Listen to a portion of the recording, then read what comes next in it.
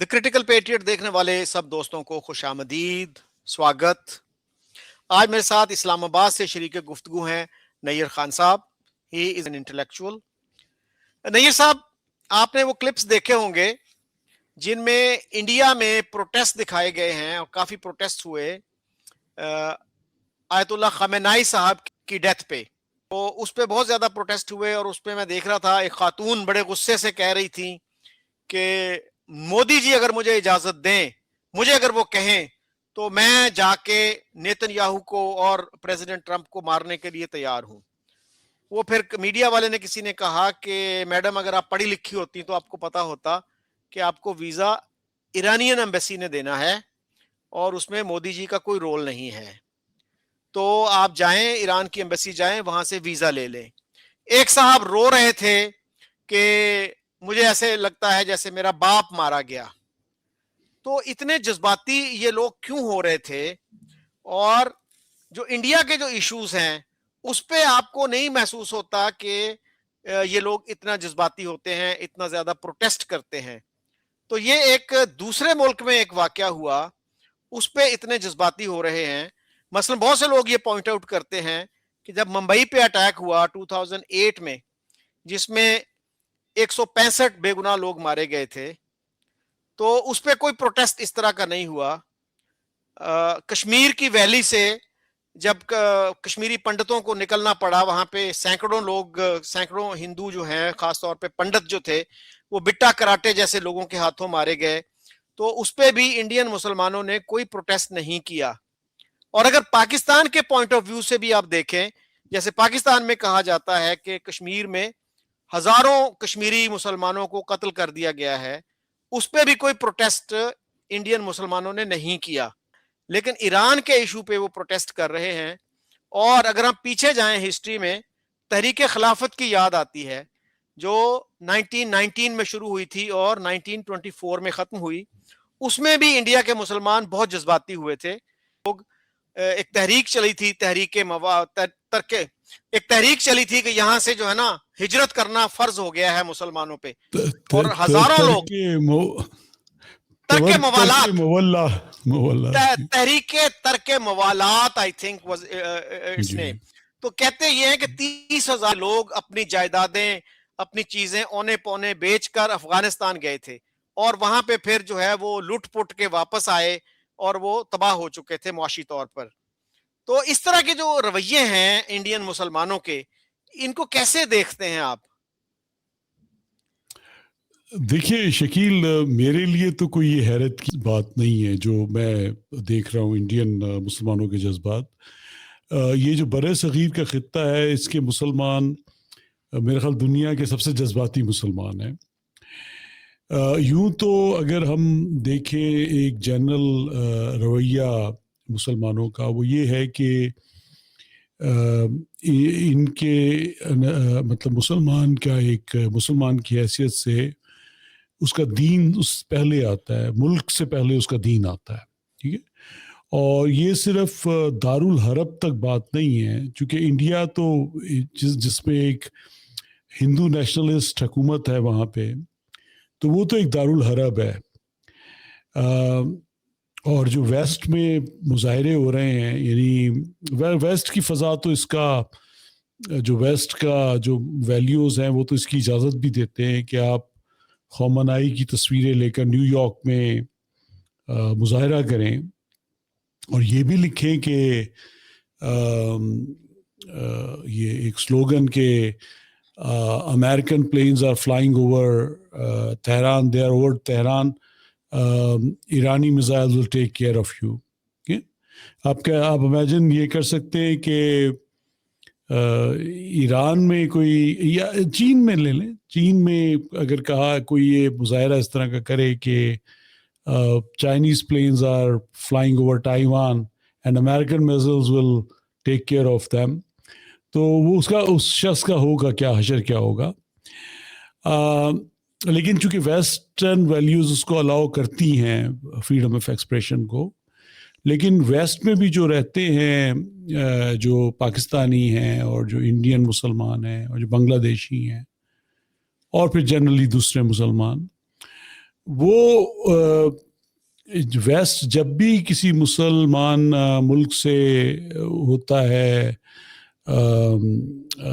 یہ اس کا کانفلکٹ ہوتا ہے، چاہے وہ عراق سے ہو، چاہے وہ افغانستان سے ہو، تو وہاں کے مسلمان کلیئر کٹ جو ہے وہ یو ایس یا جو ویسٹرن کنٹریز جس کنٹری میں بھی ہوں ان کے دشمنوں کے ساتھ ہوتے ہیں، جو کہ ان کے بھائی ہیں، یعنی کہ جو ویسٹ میں آنے والے مسلمان ہیں ان کے بھائی ہیں جو کہ دنیا جہان کے مسلمان ہیں، اور ان کی ہمدردیاں جو ہے وہ ان کے ساتھ ہوتی ہیں، اس ملک کے ساتھ نہیں ہوتی جس کے ساتھ جس سے وہ رہ رہے ہوتے ہیں۔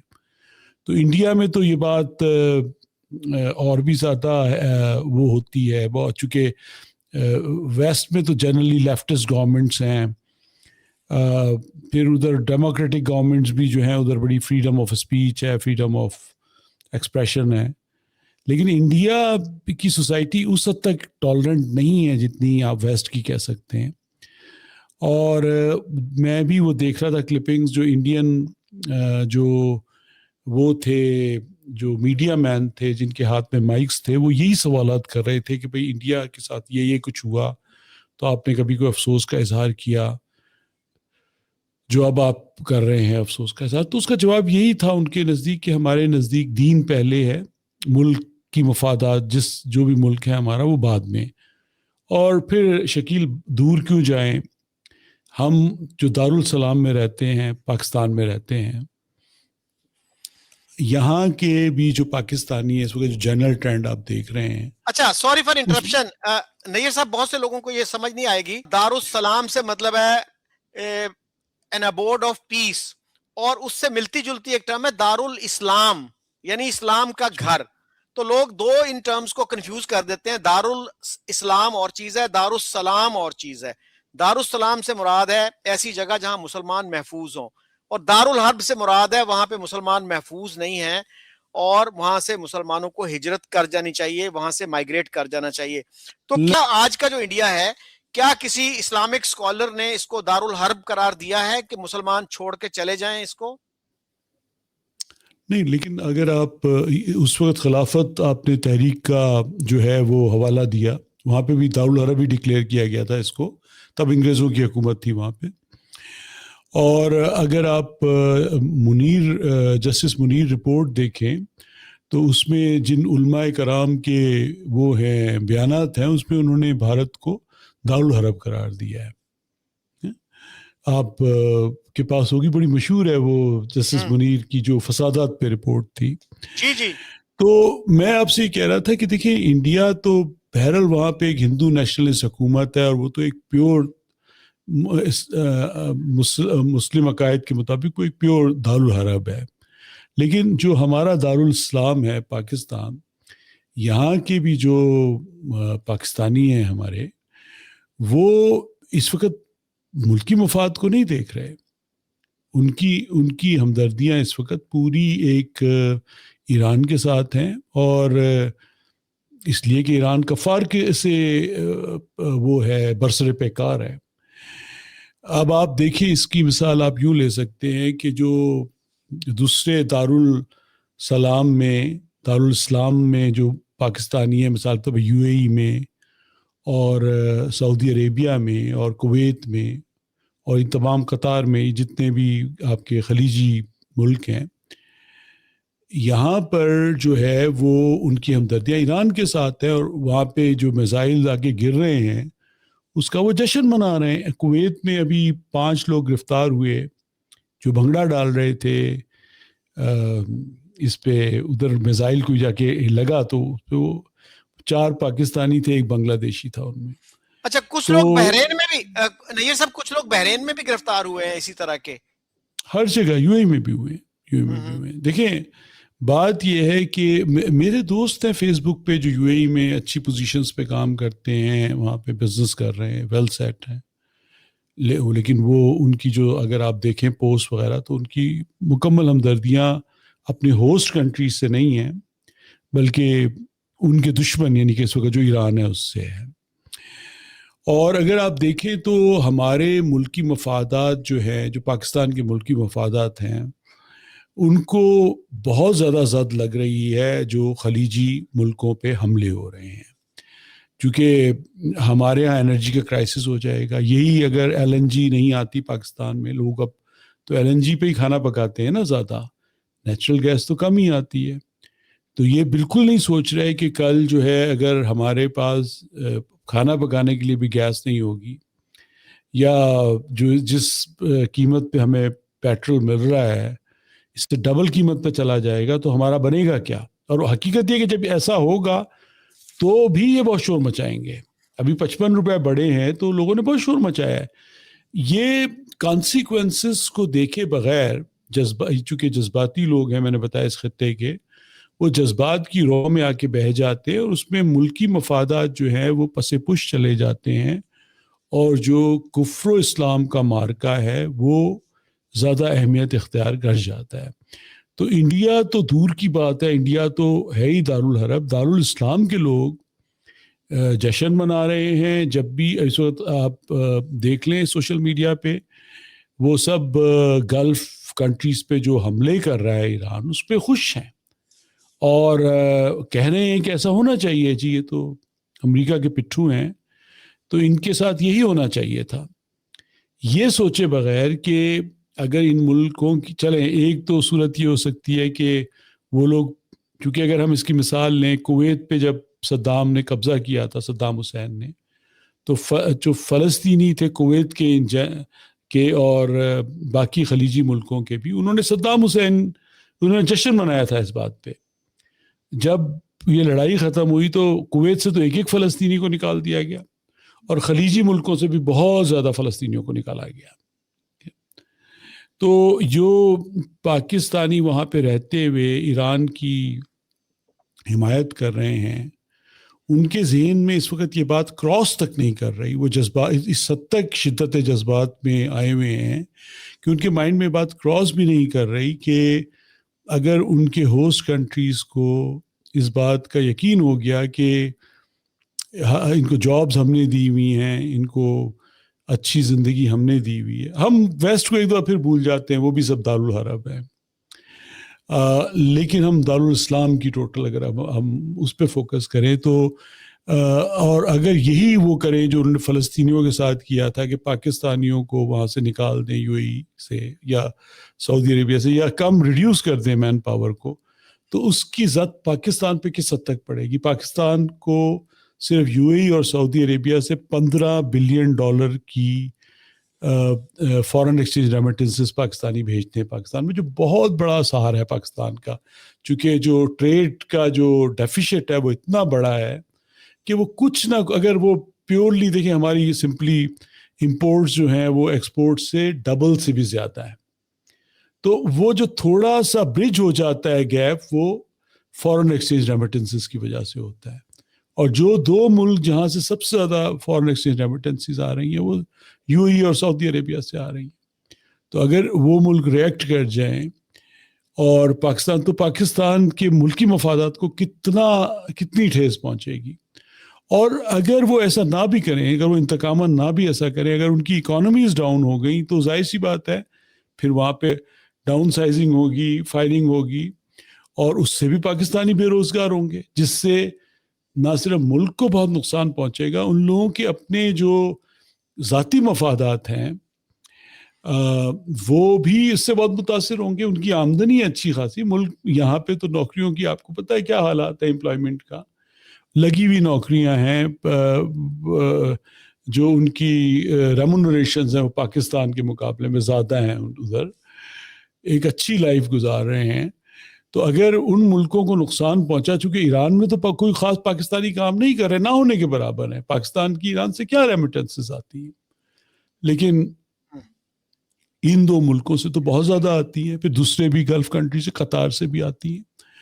تو اگر وہاں پہ رہنے والے پاکستانی ہی ان کی تباہی پر جشن منائیں گے، تو وہ جشن مناتے ہوئے بالکل نہیں سوچ رہے کہ آئیدر وہ لوگ ریٹالیشن میں نکال سکتے ہیں، یا ان کی اگر اکانومی اتنی اس حد تک متاثر ہو گئی تو ان کو ویسے ہی جو ہے ظاہر سی بات ہے پھر کہاں جابز ہوں گی، کہاں امپلائمنٹس ہوں گی، ان کو کمی. تو وہ اس کو بھی سوچنے سے قاصر ہیں. جی بالکل صحیح. پاکستان میں تو اچھا نیر صاحب, انڈیا کا تو نمبر بہت بعد میں آتا ہے. جب ہمارے پاکستان میں, سوری شکیل میں بات کو وہ کر لوں کنکلوڈ, دیکھیں جو پاکستان میں رہتے ہوئے پاکستانی ملکی مفاد کو بالکل نہیں سوچ رہے, اور اس وقت ان کے نزدیک جو ہے وہ اولین مقصد جہاد ہے کفر کے اگینسٹ, اور کفر انہی کی انٹرپریٹیشن کے مطابق جو ممالک مسلمان ممالک کفار کا ساتھ دے رہے ہیں وہ بھی انہی کے ساتھ ان کو بھی دشمن مانا جانا چاہیے. تو جب ان کے یہ رویے پاکستان میں ہیں اور دوسرے دارالاسلام میں ہیں تو دارالحرب میں ان کے کیا رویے ہوں گے, مجھے تو اس پہ کوئی حیرت نہیں ہے. اچھا نیر صاحب, آپ نے جسٹس منیر رپورٹ کی بات کی تو اس میں مولانا مودودی سے یہ پوچھا گیا تھا کہ آپ کا مطالبہ یہ ہے کہ پاکستان میں اسلامک سسٹم ہونا چاہیے اور اس میں جو ہے نان مسلمز کو سیکنڈ کلاس سٹیزنز ڈکلیئر کیا جائے. تو اس پہ ان سے پوچھا گیا جسٹس منیر نے, اور ایک اور بھی ان کے ساتھ تھے جسٹس کیانی, انہوں نے یہ سوال اٹھایا کہ اگر انڈیا میں منوسمرتی کے جو لاز ہیں ان کو امپلیمنٹ کر دیا جائے اور انڈین مسلمانوں کو سیکنڈ کلاس سٹیزنز ڈکلیئر کر دیا جائے تو آپ کا ریئیکشن کیا ہوگا. تو انہوں نے کہا تھا مجھے اس پہ کوئی اعتراض نہیں ہوگا, اور ساتھ یہ بھی کہا کہ آلریڈی انڈیا کے جو مسلمان ہیں وہ سیکنڈ کلاس سٹیزنز ہیں. آپ یہ دیکھیے کہ اتنا بڑا اسکالر, اور اس وقت کی بات ہے جب پرائم منسٹر نہرو وہاں پہ حکومت کر رہے تھے. آج ہمارے ہاں کیا کہا جاتا ہے کہ جی نہرو کا انڈیا بڑا اچھا تھا, گاندھی کا انڈیا بڑا اچھا تھا, کیونکہ وہاں پہ کوئی مسلمانوں کے خلاف ڈسکریمنیشن نہیں تھی. اور آج کا جو انڈیا ہے نا وہ وہاں پہ بہت ڈسکریمنیشن ہے. تو اس کے بارے میں بھی مودودی صاحب یہ کہتے ہیں کہ انڈیا کے مسلمان جو ہیں وہ سیکنڈ کلاس سٹیزنز ہیں.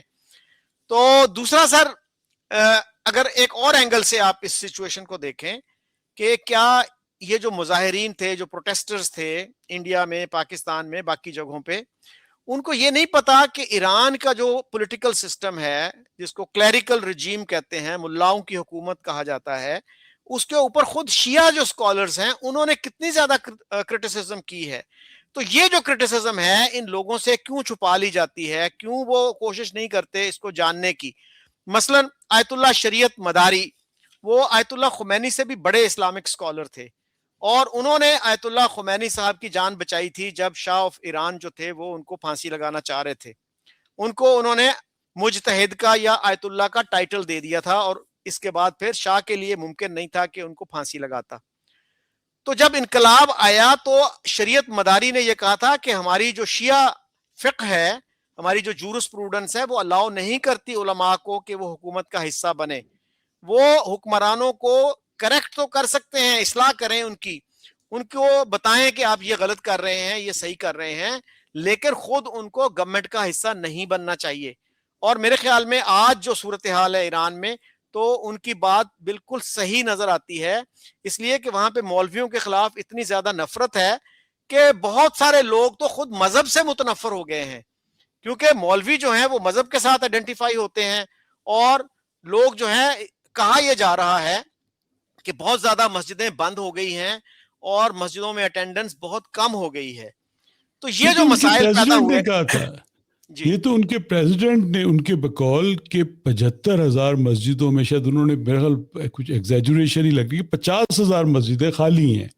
انہوں نے یہ, میں اگر غلط نہیں کہہ رہا تو ان کے پریزیڈنٹ ہے, یہ کوئی بہت ڈگنیٹری نے یہ بات کہی ہے, سوری ان کے میرے خیال مذہبی امور کے جو وزیر تھے جی منسٹر نے غالباً کہا تھا, جی کچھ جی منسٹر نے کہا تھا.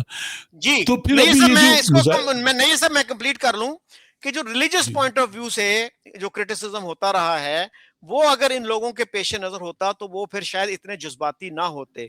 مثلا آیت اللہ خمینی کے آپ کو پتا ہے کہ جو پہلے ڈیزگنیٹڈ سکسیسر تھے آیت اللہ منتظری نام تھا ان کا, اور وہ خود ہیومن رائٹس وائلیشن سے تنگ تھے, اور 1988 میں 2500 کے قریب لوگوں کو پھانسی دی گئی, اور بہت سارے ان میں سے ایسے لوگ تھے جو انقلاب کے سپورٹرز تھے. تو اس پہ جو ہے انہوں نے اپنی ناراضگی کا اظہار کیا, اس کے بعد ان کو ان کے عہدے سے ہٹا دیا گیا. he was stripped of his title as successor to آیت اللہ خمینی, اور پھر ہاؤس اریسٹ میں ان کو کر دیا گیا. اس کے بعد سر یہ دیکھیے کہ ایک صاحب تھے مہدی کروبی, he is alive, وہ 2 دفعہ مجلس کے یعنی پارلیمنٹ کے سپیکر رہے اور وہ کرٹیسائز بھی کرتے رہے اس گورنمنٹ کی پالیسیز کو. انہوں نے یہ بھی کہا کہ جب خود آیت اللہ خامنائی صاحب یہ کہتے ہیں کہ اسلام الاؤ نہیں کرتا نیوکلیئر ویپنز کی مینوفیکچر, تو ہم کیوں اس طرف جاتے ہیں, کیوں اپنے آپ کو مشتبہ بناتے ہیں, کیوں سسپیشس بناتے ہیں. تو ہمیں اپنے عوام کا سوچنا چاہیے, ان کے لیے سہولتیں پیدا کرنی چاہیے, نہ کہ انٹرنیشنل کمیونٹی کے ساتھ کنفرنٹیشن کریں. اور امریکہ کے ساتھ انہوں نے کہا کہ ہمیں اچھے تعلقات قائم کرنے چاہیے.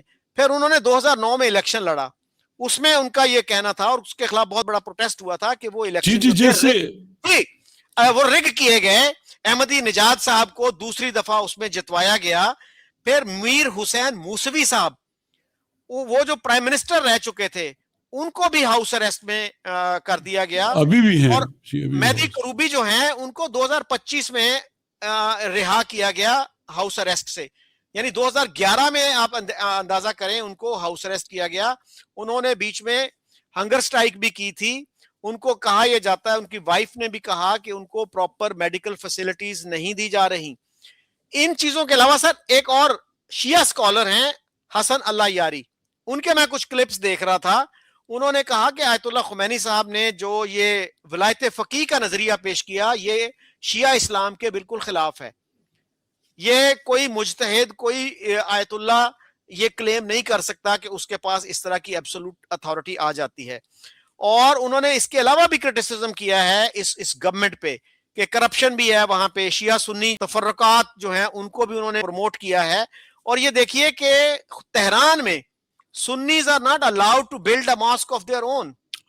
یعنی دلی میں جو ہے سنی مسجد بنا سکتے ہیں, لندن میں بنا سکتے ہیں, نیو یارک میں بنا سکتے ہیں, لیکن تہران میں نہیں بنا سکتے. تو یہ جو چیزیں ہیں, کیا ان لوگوں کو نہیں پتا کہ یہ کتنے بڑے بڑے مسائل ہیں یہ؟ بالکل. دیکھیں بات یہ ہے کہ یہاں پر تو more loyal to king than the king himself والی بات ہے کہ جو ایران کے لوگ ہیں وہ تو مطلب ڈیوائیڈڈ ہیں. میں یہ نہیں کہتا کہ رجیم کی بالکل حمایت نہیں ہے, لیکن جو انٹائر رجیم لوگ ہیں وہ بھی خاصے ہیں, بہت زیادہ ہیں. اگر سیدھی سی بات ہے, ابھی جو پروٹیسٹ ہوئے ہیں یہ کوئی 100 سٹیز میں ہوئے تھے اور بہت بروٹل کریک ڈاؤن ہونے کے نتیجے میں یہ سپریس ہوئے ہیں. بہت ہی ہائی میگنیٹیوڈ کے پروٹیسٹ تھے. جو آپ ایرانی ڈائسپورا کو دیکھیں, وہ میں کوئی اس کی حمایت نہیں کروں گا, لیکن حقیقت یہ ہے کہ وہ خامنائی صاحب کی ڈیمائز پر انہوں نے جشن منائے ہیں, وہاں پہ ناچے ہیں سڑکوں پر وہ لوگ. اب بات یہ ہے کہ اب اکثر لوگ یہ کہتے ہیں یہاں پہ کہ جی وہ تو ڈائسپورا کر رہا ہے, حالانکہ ایسی ویڈیوز بھی آئی ہیں کہ ایران پہ بام گر رہے ہیں اور لوگ اس پر خوشی منا رہے ہیں. اپنے ملک میں ان پہ بام گر رہے ہیں اور لوگ اس پہ خوشی منا رہے ہیں, اور اس لیے کہ وہ رجیم سے اس حد تک بیزار ہیں. بہرحال جو زیادہ ہمیں ویڈیوز ملتی ہیں, چونکہ ایران سے آف کورس اتنا نہیں ہے, مطلب آپ کو بہت زیادہ انفارمیشن نہیں ملتی, لیکن اچھی خاصی ویڈیوز موجود ہیں جو ایران کے اندر کی ہیں. لیکن جو ڈائسپورا ہے اس کی ویڈیو تو آپ روز اگر آپ سوشل میڈیا پہ ہو تو آپ کو ریلز پہ ریلز ملیں گی, ایون مین اسٹریم میڈیا پہ بھی, کہ جس میں وہ جشن منا رہے ہیں, حملے کو خیر مقدم کر رہے ہیں. اب اکثر لوگ یہاں پہ یہ کہہ رہے ہیں کہ جی وہ ایرانی لوگ تو نہیں ہیں, وہ تو ڈائسپورا ہے, وہ تو باہر رہتے ہیں ایرانی, وہ کر رہے ہیں. تو سوال یہ پیدا ہوتا ہے, ان سے پوچھا جائے کہ بھائی جب پاکستان پہ حملہ ہوا تھا انڈیا کی طرف سے, تو کیا جو باہر ڈائسپورا تھا پاکستانی, انہوں نے جشن منایا تھا اس بات کا؟ کیا پاکستانی ڈائسپورا پاکستان کے خلاف ہو جاتا ہے جب وہ پاکستان سے باہر ہوتا ہے؟ تو پھر بھی پاکستان کے ساتھ رہتا ہے. تو اگر جو ہے اگر ایرانی ڈائسپورا وہاں پہ جشن منا رہا ہے تو وہ ریپرزینٹ عوامی ایرانی عوام کو ہی کرتا ہے, ان کے رشتہ دار وہاں پہ, ان کی فیملیز وہاں پہ ہیں. نہیں صاحب, ہمارے ہاں تو یہ کہا جاتا ہے جو پاکستانی ملک سے باہر رہتے ہیں وہ زیادہ پیٹریوٹک ہوتے ہیں. ان کو ان مسائل کا سامنا نہیں کرنا پڑتا جو پاکستان میں رہنے والے پاکستانیوں کو کرنا پڑتا ہے. اور ہمارے ہاں تو یہ بھی کہا جاتا ہے کہ یہ پاکستان کے امبیسڈرز ہیں, سفیر ہیں, تو ہم کیسے کہہ سکتے ہیں کہ جی وہ پاکستانی نہیں ہیں؟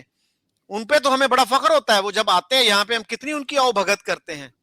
نہیں پاکستانی میں آپ شاید میں کلیئر نہیں کر سکا, میں کہہ رہا ہوں ایرانی ڈائسپورا جو ہے, نہیں وہ ایگزیکٹلی وہی صورتحال ہے. جی جی, جو ایرانی ڈائسپورا کی ہے ان کو یہ کہنا کہ وہ ایرانی نہیں ہے اسی طرح ہے جیسے پاکستانی ڈائسپورا کو کہا جائے کہ وہ پاکستانی نہیں ہے. جی, حالانکہ سیاسی اختلافات ہیں. اگر آپ دیکھیں جو پاکستانی جو زیادہ غیر ممالک میں ویسٹ میں جو پاکستانی ہیں وہ شاید آج کی موجودہ رجیم سے پاکستان کی اتنی وہ نہیں رکھتے, ہمدردی نہیں رکھتے.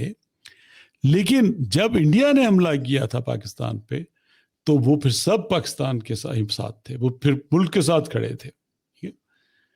لیکن ایرانی رجیم کا, ایرانی جو ڈائسپورا ہے اس کے ساتھ ایسا نہیں ہے. جو ایکسپرٹس ایرانی ہیں انہوں نے تو ایران پہ حملے کو ویلکم کیا, جشن منائے, بلکہ جب ڈیلے ہو رہی تھی تو وہ ٹرمپ کو کہتے رہے کہ حملہ کرو.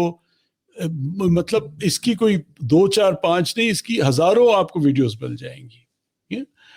تو ہم تو چھوڑیں اس بات کو کہ ہمارے جذبات کیا ہیں, ہم تو ایرانیوں سے بھی آگے نکل گئے ہیں. یعنی کہ ایرانیوں کو شاید اپنی رجیم سے اتنی ہمدردی نہ ہو جتنی کہ پاکستانیوں کو یا انڈین مسلمانوں کو یا بنگلہ دیشیوں کو ایرانی رجیم سے ہمدردی ہے.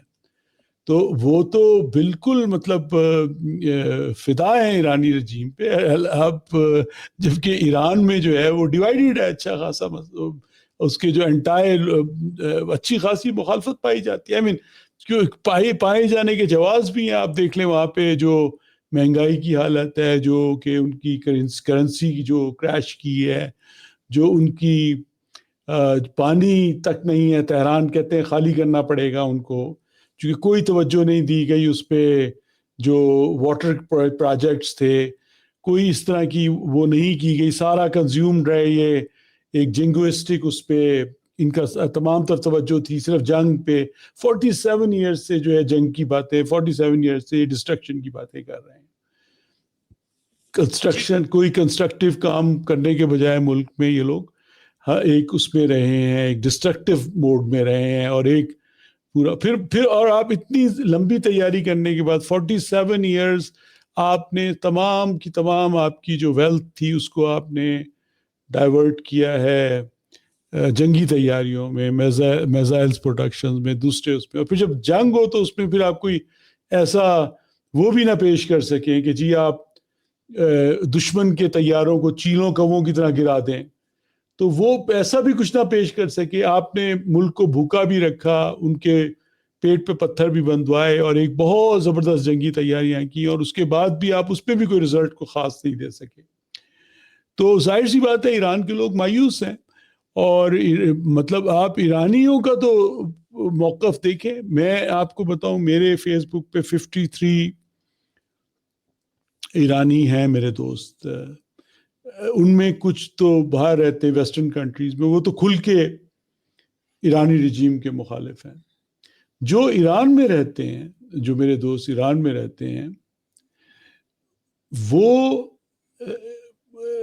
وہ رجیم کی مخالفت نہیں کر رہے, غالباً خوف زدہ بھی ہیں, لیکن اس کی حمایت بھی نہیں. ایک بھی پوسٹ ان کی ایسی نہیں ہے کہ جس میں وہ رجیم وہ ثابت کریں کہ انہوں نے ڈی پی, جیسے پاکستانیوں نے خامنہ ای صاحب کی تصویر کو اپنا ڈی پی بنایا ہوا ہے. میں نے ایرانیوں کو ایسا کرتے نہیں دیکھا. کچھ ہوں گے ظاہر سی بات ہے, لیکن جو جنرلی جو ریگولر قسم کے وہاں پہ ایرانی ہیں وہ رجیم کی حمایت نہیں کرتے. لیکن ادھر حمایت ہو یا نہ ہو, پاکستان میں ضرور ہے, انڈین مسلمانوں میں ضرور ہے, بنگلہ دیشوں میں بہت زیادہ ہے. اور ان میں ظاہر سی بات ہے اب ہم یہی کہیں گے کہ اور پھر دوسری جو ویسٹرن کنٹریز میں بھی یہ لوگ ہیں وہ ایرانی کم رجیم کی حمایت میں مظاہرے کر رہے ہیں. آپ یقین کریں جو رجیم کی حمایت میں مظاہرے ہو رہے ہیں, میں بھی ویڈیو دیکھ رہا تھا, اس میں ایک ایرانی عورت جو تھی, دو سائڈز آ گئی تھی, ایک رجیم کے مخالف اور ایک رجیم کی حمایت پہ بھی مظاہرہ کر رہے تھے. تو ایک برقع پوش خاتون تھی جس سے اس نے پرشین میں کچھ پوچھا, یعنی کہ جو رجیم کی مخالف تھی لڑکی جو جینز میں تھی, ویسٹرن اٹائر میں تھی, اس نے گزرتی ہوئی اس برقع پوش عورت سے جو کہ رجیم کی حمایت میں آئی تھی, دونوں آپ آمنے سامنے, اس سے کچھ پرشین میں پوچھا, اس نے وہ جواب نہیں دے سکی, اس نے اردو کے ایک دو الفاظ کہے. تو اس ایرانی لڑکی نے کہا کہ میں تو آپ کو پہلے ہی کہہ رہی تھی کہ ایرانی نہیں ہیں یہ لوگ جو رجیم کی حمایت پہ مظاہرے کر رہے ہیں, ویسے پہ یہ ایرانی نہیں ہیں, ان میں دوسرے لوگ بہت سارے شامل, کچھ تو ہوں گے ظاہر سی بات ہے, لیکن زیادہ تر جو ہے وہ آپ کو انہی بر صغیر کے مسلمان ملیں گے, دوسری جگہوں کے ملیں گے. تو ہم تو ایرانیوں سے زیادہ ایرانی رجیم کے جو ہے حمایت میں ہیں, یہی حال انڈین مسلمانوں کے. جی اچھا, اس میں جو ہے میرے خیال میں اگر کوئی بندہ جنگ کا مخالف ہے تو that is a perfectly understandable position, کیونکہ بہت سے لوگ یہ کہتے ہیں کہ ڈپلومیسی کو چانس دیا جانا چاہیے تھا, and I support that position کہ جنگ جو ہے اس سٹیج پہ نہیں ہونی چاہیے تھی. لیکن اس کا مطلب کیا یہ ہے کہ ایرانین رجیم جو ہے اس کے آپ انکریٹیکل ایڈمائرر بن جائیں؟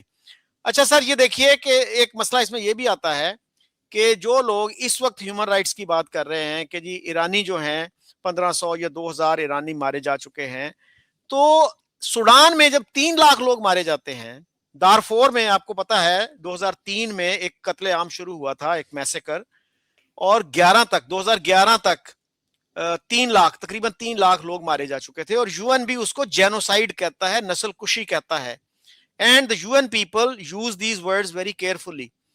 تو وہاں پہ 3 لاکھ لوگ مارے جائیں تو نہ انڈیا کے مسلمانوں کو پتا ہے, نہ پاکستان کے مسلمانوں کو, نہ ایران کے مسلمانوں کو. شام میں 7.5 لاکھ مر جائیں شام. اور آپ کو پتا ہے IRGC نے بشر الاسد کی حمایت میں جا کر باقاعدہ عملی طور پہ حصہ لیا اور سیرینز کو قتل کیا ہے. یہ 7.5 لاکھ, دیکھیں کہاں 7.5 لاکھ. ابھی ہم جو اسرائیلی وہ ہیں مظالم, ان کی کوئی حمایت نہیں کر رہے, لیکن جس قوم کو ہم ظالم ترین قوم سمجھتے ہیں, اس نے بھی کانفلکٹس میں ابھی تک جو ڈاکیومنٹڈ ہے 75 سالوں میں 1,40,000 اس کانفلکٹس میں فلسطینی جو ہیں جہاں بحق ہوئے ہیں, 1,40,000 75 سالوں میں. لیکن اگر ہم ایرانی رجیم کو دیکھیں تو انہوں نے سیریا میں کوئی 7.5 مطلب میں شیئر تھا, ظاہر سی بات ہے دوسری طرف سے بھی دونوں سائڈز کے لوگ مرے, لیکن بہرحال 7.5 لاکھ جانوں کا نقصان ہوا, جس میں ایران کی بہت زیادہ پارٹیسپیشن ہے.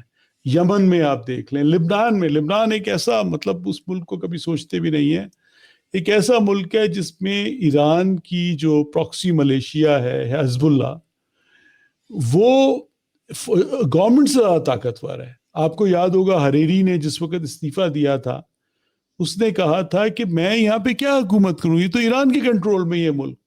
اس نے کلیئر کٹ اس میں کہا تھا کہ یہاں پہ ایران کی حکومت ہے, لبنان کی اپنی تو کوئی سورنٹی نہیں ہے. تو لبنان میں جو اتنے لوگ مرے, عراق میں جو اتنے لوگ مرے, اب میں سارا کا ذمہ دار تو خیر نہیں ایران کو قرار نہیں دوں گا, لیکن ظاہر سی بات ہے اس کی پارٹیسپیشن ہے. اگر آپ شیئرڈ آپ ہاف بھی لے لیں تو یہ ملینز آف ڈیتھس کی ذمہ داری آتی ہے. ابھی یہ جو پروٹیسٹ ہوئے ہیں جو ریسنٹلی یہ جنوری میں اور فیبروری میں, اسی میں کہا جاتا ہے کہ 30 سے 40 ہزار لوگوں کو مارا گیا ہے. یہ کہا جاتا ہے جو ایرانی ڈائسینٹنگ چینلز ہیں, یہ ان کی رپورٹ ہے, یہ کوئی ویسٹرن میڈیا کی رپورٹ نہیں ہے, یہ انہی کے ڈائسینٹنگ جن کے رشتہ دار وہاں پہ بیٹھے ہوئے ہیں. لیکن چلیں اس کو بھی اگر ہم چھوڑ دیں تو 3,000 تو ایرانی منہ سے مانتے ہیں رجیم کے, جی 3,000 ہم نے 3,000 اس پہ مرے مسلسل. ابھی ایک وہ ریسلر 19 سال کا لڑکا, اس کو سر عام پھانسی دی گئی ہے پروٹیسٹ میں, چیمپئن ریسلر تھا ایران کا, 19 سال کا لڑکا, وہ خوبصورت لڑکا. تو کہ نوجوان لڑکے لڑکیوں ان کو اس سے شارٹ گن سے آنکھیں ان کی اندھی. تو آپ دیکھیں کہ ایرانی رجیم پہ جو ہے الزام ہے کہ, اور وہ کوئی اتنا انفاؤنڈڈ بھی نہیں ہے, کہ وہ ملینز مسلمانوں کے خون کا ذمہ دار ہے, قتل کا ذمہ دار ہے.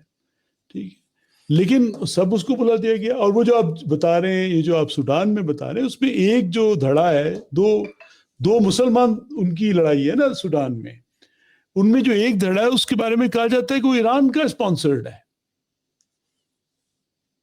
ٹھیک ہے, اس کو ایران کا اسپانسرڈ کہا جاتا ہے. 2 کروڑ وہاں پہ ڈسپلیسمنٹ ہوئی ہیں, جو دنیا کی تاریخ کی بڑی ترین ڈسپلیسمنٹ میں سے 2 کروڑ. اب کیا کالا مسلمان جو ہے اس کا خون ڈفرینٹ ہے؟ کیا کالا مسلمان نہیں؟ کبھی مظاہرہ یا پروٹیسٹ تو چھوڑیں, ہمارے پاکستان میں تو میں نے کبھی لوگوں کو اس پہ بات کرتے بھی نہیں سنا. سوڈان میں جو مسلمانوں کا قتل عام ہو رہا ہے, جو لڑ رہے ہیں, بلکہ شاید نالج میں بھی نہ, آپ کسی سے پوچھو پتہ بھی نہیں ہوگا لوگوں کو. تو نہیں صاحب, پچھلے دنوں میں نے ایک فیس بک پہ پوسٹ لگائی, اور وہ یہ تھی کہ ایران کے نیشنل سیکیورٹی چیف علی لاریجانی, ان کا پورا نام تھا علی اردشیر لاریجانی, اور اردشیر آپ کو پتا ہے کہ پری اسلامک زورواسٹرین کنگ تھا. جی, تو یہ بڑی پلیزنٹ سرپرائز تھی میرے لیے کہ ایک پری اسلامک ہیرو کو وہ آنر کر رہے ہیں, اس کو سیلیبریٹ کر رہے ہیں. ان کی بیٹی ہے فاطمہ اردشیر لاریجانی, وہ امریکہ میں پڑھتی رہی. She is a medical doctor, cancer specialist ہے وہ, اور اٹلانٹا میں ایمری یونیورسٹی میں وہ پڑھاتی تھی, اسسٹنٹ پروفیسر تھی. جو ایرانی ڈائسپرا ہے انہوں نے اس کے خلاف مظاہرے کیے. اس کے بعد پھر جنوری میں جو ہے یونیورسٹی نے ان کو سیک کر دیا. اور وہ میں نے پوسٹ لگائی تو اس پہ بہت سارے پاکستانی جو ہیں وہ اس کو سپورٹ کر رہے تھے. میں نے ان سے یہی کہا, میں نے کہا جی دیکھیے, اگر ان کے والد صاحب جو ہیں وہ مرگ بار امریکہ یعنی ڈیتھ ٹو امریکہ ہر وقت نعرہ یہ لگاتے ہیں اور شیطان بزرگ قرار دیتے ہیں اس کو, تو پھر یہ کیا از اٹ لاجیکل کہ ان کی بیٹی جو ہے امریکہ میں جائے, وہاں پہ پڑھائی کرے اور اس کے بعد وہاں جاب کرے؟ تو they were trying to have it both ways. نہیں, علم حاصل کرنا تو فرض ہے. تو میں نے کہا شیطان بزرگ سے کیا علم ملتا ہے بھائی؟ تو یہ جو ہپوکریسی ہے, یہ ڈبل سٹینڈرڈز جو ہیں, اگر آپ واقعی یہ سمجھتے ہیں کہ امریکہ سے آپ تعلیم حاصل کر سکتے ہیں, امریکہ سے کچھ سیکھ سکتے ہیں, تو پھر یہ نعرے جو ہیں ڈیتھ ٹو امریکہ اور شیطان بزرگ یعنی بڑا شیطان کہنا, اس کا کیا مطلب تھا؟ تو یہ جو رویے ہیں ہمارے ہاں, اس طرح کی سپورٹ کرنا کہ جی نہیں وہ تو علم حاصل کرنے گئی تھی تو بھائی پھر وہ ان کے والد نے کیا ان کو ڈس انہیرٹ کیا, ان کو اپنے آپ سے علیحدہ کیا کہ جی میں اس کے ساتھ نہیں ہوں, یا ان خاتون نے اپنے والد صاحب کو کہا کہ بجی آپ کا طریقہ غلط ہے, اس طرح سے نہ کریں, America is not such a bad country, تو there are all kinds of people here like the way they are in other countries.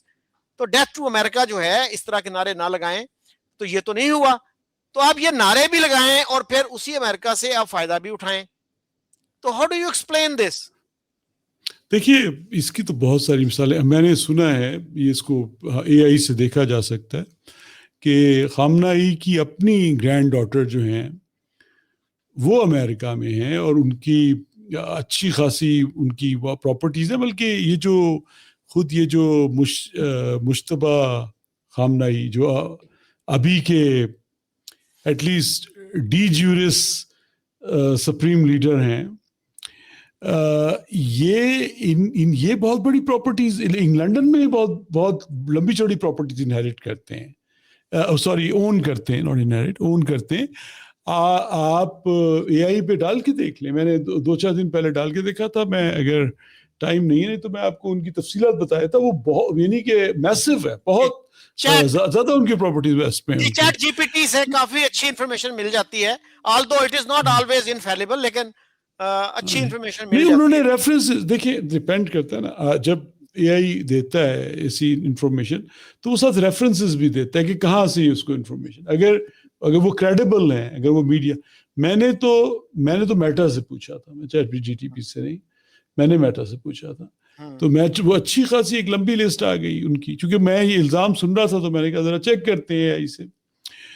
تو جو نہیں سر میں نے فگر سنی ہے, پڑھی, وہ تھی کہ $3 بلین کے برابر ان کی پراپرٹیز ہیں ویسٹرن کنٹری. ہاں ایسے ہی کچھ بن, جی ایسے ہی بن رہا تھا, ایسے ہی بن رہا تھا. تو آئی مین اب اس کا کیا کہا جائے؟ دیکھیں, بات یہ ہے کہ جب آپ اس کو دماغ کی جگہ آپ جذبات سے سوچنے لگ جائیں اور یہ بھی نہ دیکھیں کہ آپ کے ملکی اور ایون آپ کے اپنے مفادات کیا ہیں. یہاں پہ قطر کی گیس بند ہو جاتی ہے. میں تو آپ کہہ رہے ہیں 5 سال کے لیے ان کی پروڈکشن جو ہے 17% کم ہو گئی ہے ابھی تک. اب مزید اگر کوئی حملہ ہوا تو پتہ نہیں کب کہاں سے کہاں بات پہنچ جائے. سوچے بھائی روٹی کیسے پکاؤ گے تم؟ روٹی پکے گی کیسے پاکستان میں؟ آپ حمایت کر رہے ہیں آپ گلف کا. چلیں یہ ایک دوسری بحث ہے کہ اسرائیل اور امریکہ سے آپ کیا بگاڑ رہے ہیں, کیا وہ آپ کا کیا بگاڑ رہے ہیں, یہ ایک دوسری بحث ہے. آپ جن اسلامی ملکوں پہ حملے کر رہے ہیں ان کے لیے پاکستان میں خوشی منائی جا رہی ہے کہ جی بڑا اچھا ہو رہا ہے ان کے ساتھ. تو یہ سوچے بغیر کہ یہ ہم اس شاخ کی ٹوٹنے کی بات کریں جس پہ ہم بیٹھے ہوئے ہیں, اور یعنی اور حقیقت یہ ہے کہ جب یہ وقت پڑا پاکستانی بس یہ بھی برداشت نہیں ہوگا ان سے. 55 روپے پر لیٹر بڑی ہے پرائز, اس پہ چیخ پڑے یہ لوگ. تو جب اس کی عزت پڑے گی یہ جو کچھ ہو رہا ہے, یہ تو اسی طرح ہے کہ جی گاما مجھے بہت مار رہا ہے تو میں اس لیے اللہ دیتے کو بہت ماروں گا, کیونکہ گامے کو تو میں مار نہیں سکتا تو میں اللہ دیتے کو مارنا شروع کروں گا. تو اس میں نہیں صاحب یہ لوگ یہ کہتے ہیں, ان کا آرگومنٹ یہ ہے کہ ایران ان ملکوں پہ حملے کر رہا ہے جہاں پہ امریکن اڈے ہیں اور جہاں سے ہمارے اوپر اٹیک لانچ کیا جاتا ہے, تو اس لیے ہم ان ملکوں پہ بھی اٹیک لانچ کرتے ہیں. اگرچہ وہاں کے پریزیڈنٹ نے یہ کہا تھا کہ جی ہم نے غلط کیا, ان ملکوں پہ اٹیک نہیں کرنا چاہیے تھا. پھر شاید جو ہیں پاسدارانہ انقلاب جو ہیں تو ریولوشنری حملے گارڈ, اس کے بعد جو ہے وہ حملے جاری رہے. یعنی کہ یہ پریزیڈنٹ کی اوقات ہے, اور کہ وہ معافی مانگ رہا ہے, اور جب وہ معافی مانگ رہا ہے وہ ریئل ٹائم پہ ادھر حملے ہو رہے ہیں. دیکھیں بہت زیادہ تو حقیقت یہ ہے کہ کوئی 80-85% تو وہ انٹرسیپٹ ہو چکے ہیں, چونکہ وہ امریکن اور اسرائیلی ان کے پاس وہ ہیں ایئر ڈیفنس سسٹمز ہیں, جس کی وجہ سے تھیڈ اور دوسری تمام ہیں, جس کی وجہ سے زیادہ تر انٹرسیپٹ ہو گئے. اگر حقیقت یہ ہے انٹینشن جو تھی, اگر وہ سارے میزائلز یا ڈرونز جا کے لگ جاتے اپنے ٹارگیٹس میں, تو ابھی دبئی, ابو ظہبی, یہ ریاض وغیرہ جو ہے گھنڈرات کا ڈھیر ہوتے. they would have been a pile of rubble. ان کا وہی حال ہو, مطلب آپ سمجھے کہ وہ ان کا حال کیا ہوتا اگر وہ لگ جاتے. تو ابھی تو ان کے لگے نہیں ہیں, جو انہوں نے جو بھی وہاں پہ پروجیکٹائلز جو بھی داغی ہیں وہ تو لگ نہیں سکی ابھی ان کو. تو جو کچھ ہوئی ہیں ان کا یہ نتیجہ. تو آپ یہ دیکھیں کہ اچھا سوال یہ پیدا ہوتا ہے کہ اگر وہ اڈے ہیں ان کے پاس امریکن, پہلی بات تو یہ کہ ان کی خارجہ پالیسی ہے, یہ ان کا ملک ہے, وہ کس کو انہوں نے حملے کی اجازت نہیں دی, انہوں نے ایران پہ حملے کی اجازت نہیں دی. اچھا اب ان کے کیا, دیکھیں عرب ملک اسمارٹ ملک ہیں, وہ اپنی عوام کا ایسے خیال رکھتے ہیں جیسے پرندے اپنے انڈوں کا خیال رکھتے ہیں.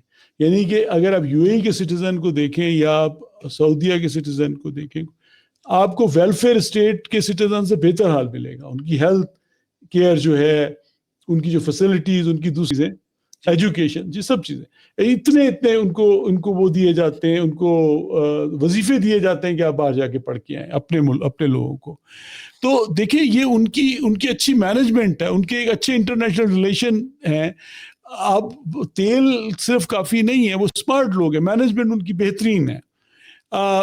وینزویلا کے پاس بھی تیل ہے, نائجیریا کے پاس تیل ہے, خود ایران کے پاس کتنا تیل ہے, ارجنٹینا کے پاس تیل ہے, ادھر مفلوق الحال ہی دیکھیں لوگوں کی آپ. تو یہ ان عربوں کی صرف یہ تیل ریسورسز کی بات نہیں ہے, ان کی ایک خوبصورت مینجمنٹ ہے, جس کی وجہ سے کیا یہ جرم ہے, یہ ان کے نزدیک یہ ایک ورچو ہے کہ آپ اپنی عوام کو بھوکا مار دیں, جیسے کہ ایرانی رجیم نے اپنے لوگوں کو کیا ہے.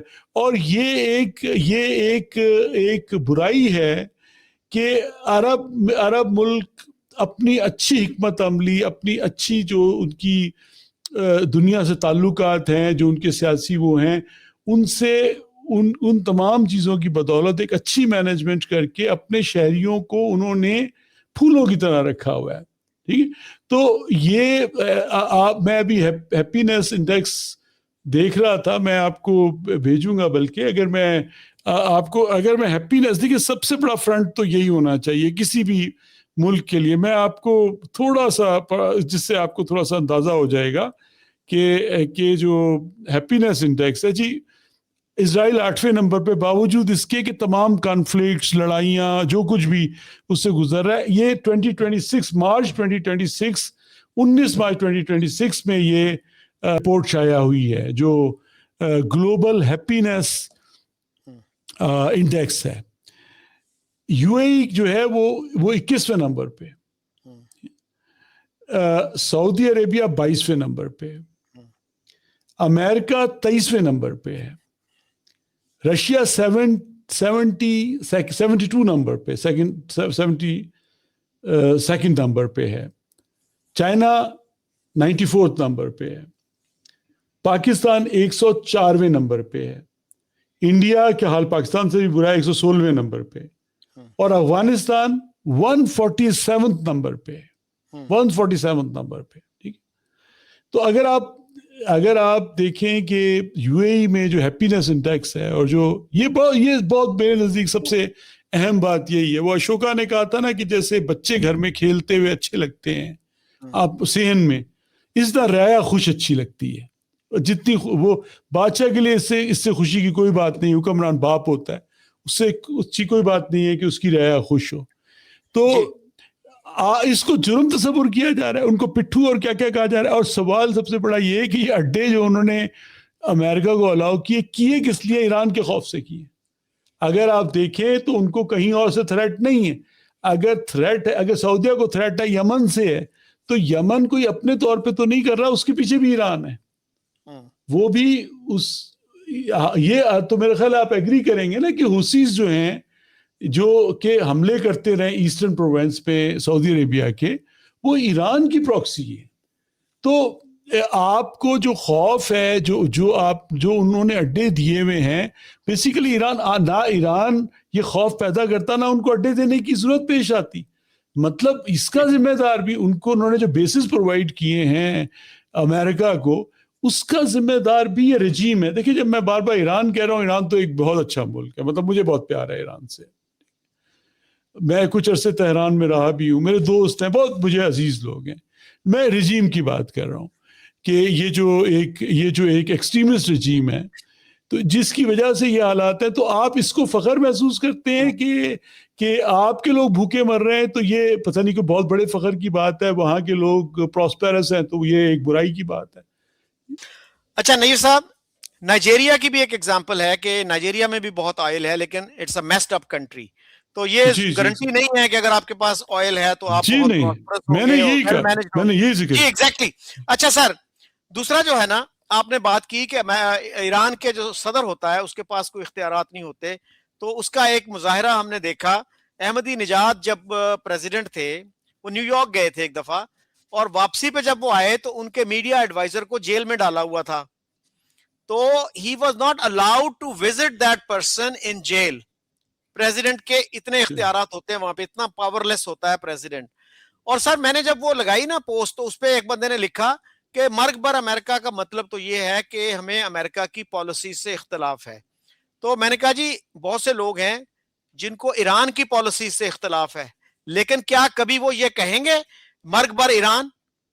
تو مرگ بر ایران جب آپ کہیں گے تو آپ پورے ایران کو کنڈیم کر رہے ہیں. You are wishing death for the whole country. تو اگر آپ کو امریکہ کی پالیسیز سے اختلاف ہے تو پالیسیز کا نام لیں نا, پھر آپ پورے ملک کو کہتے ہو ڈیتھ ٹو امریکہ. تو اس طرح کے آرگومنٹ. پھر ایک کسی نے لکھا کہ جی ایران میں جو ہے نا ایجوکیشن بہت زیادہ ہے. میں نے کہا بھائی چلیں اچھی بات ہے اگر زیادہ ہے ایجوکیشن. اور انہوں نے کہا کہ سب سے زیادہ فزسسٹ جو ہے نا وہ ایران میں ہیں مسلم دنیا میں.